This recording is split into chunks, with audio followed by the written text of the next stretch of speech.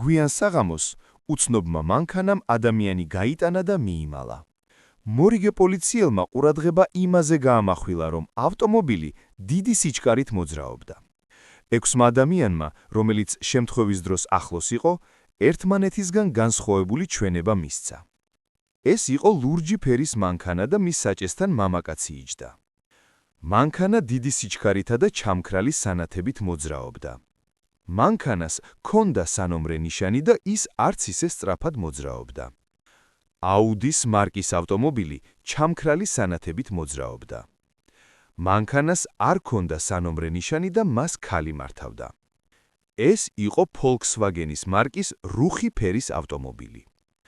როდესაც ავტომობილი დააკავეს, აღმოჩნდა, რომ მხოლოდ ერთმა თვითმხილველმა მიაწოდა პოლიციას სწორი ინფორმაცია, დანარჩენმა 5-მა კი ერთი სწორი და ერთი არასწორი ფაქტი. კითხვა: დაასახელეთ ავტომობილის მარკა, ფერი და სიჩქარე. ჰქონდა თუ არა მას სანომრე ნიშანი? მოძრაობდა თუ არა ის ჩართული სანათებით? ვინ მართავდა მას, კაცი თუ ქალი?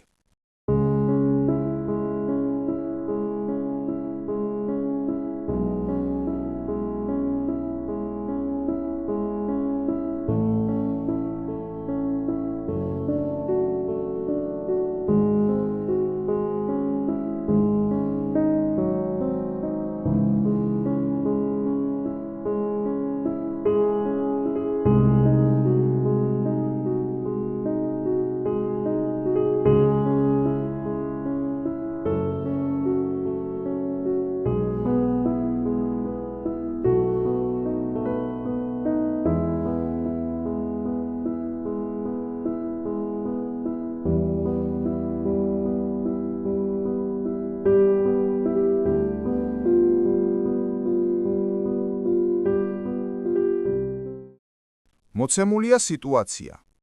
ერთ ქუჩაზე 5 სახლი დგას. ინგლისელი ცხოვრობს წითელ სახლში. ესპანელს ყავს ძაღლი. მწვანე სახლში ყავას სვამენ. უკრაინელი სვამს ჩაის. მწვანე სახლი თეთრი სახლის გვერდით მარჯვნივ დგას. ის, ვინც old gold-ს ეწევა, იხვებს ამრავლებს. ყვითელ სახლში ქულს ეწევიან. ცენტრში მდებარე სახლში რძეს სვამენ. ნორვეგიელი პირველ სახლში ცხოვრობს. იმის მეზობელს, ვინც ჩესტერფილდს ეწევა, სახლში მელია ჰყავს. ცხენის პატრონის მეზობელი ქულს ეწევა.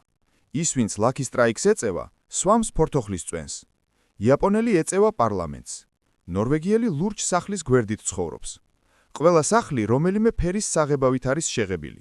თითოეულ მათგანში სხვადასხვა ეროვნების წარმომადგენელი ცხოვრობს. ყველას საკუთარი შინაური ცხოველი ან ფრინველი ჰყავს. სიგარეტის საყვარელი მარკა და სასმელი აქვს. კითხვა: ვინ სვამს წყალს და ვის ყავს ზებრა?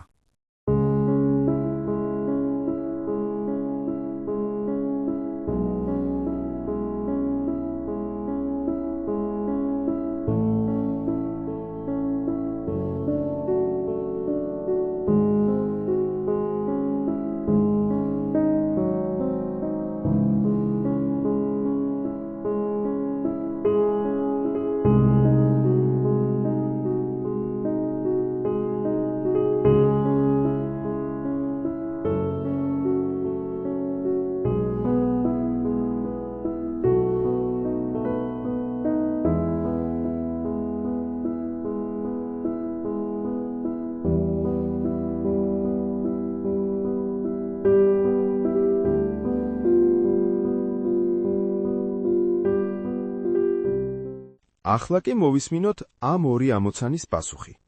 თუ ჯერ არ მოგიფიქრებიათ რომელიმე კითხვაზე პასუხი, შეგიძლიათ დააპაუზოთ ვიდეო და იფიქროთ. მოისმინეთ პირველი ამოცანის პასუხი.